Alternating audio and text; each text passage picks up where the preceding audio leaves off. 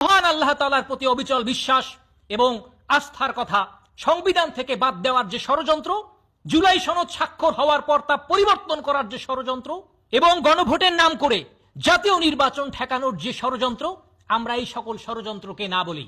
গণভোট অনুষ্ঠিত হবে, তবে সেটি জাতীয় নির্বাচনের দিনে।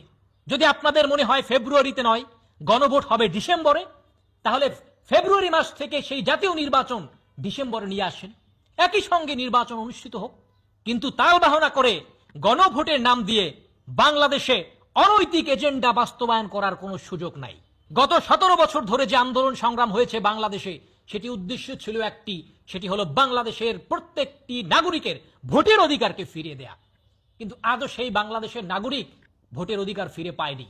71-এর চেতনা বিক্রি করতে করতে হাসিনা যেইভাবে বাংলাদেশের জনগণকে একটি অন্ধকার জগতে নিমজ্জিত করেছিল, বর্তমানেও একটি মহল তারা জুলাইয়ের চেতনা বিক্রি করতে করতে এখন বাংলাদেশের জনগণকে সেই অন্ধকার জগতে ঠেলে দিতে চায়।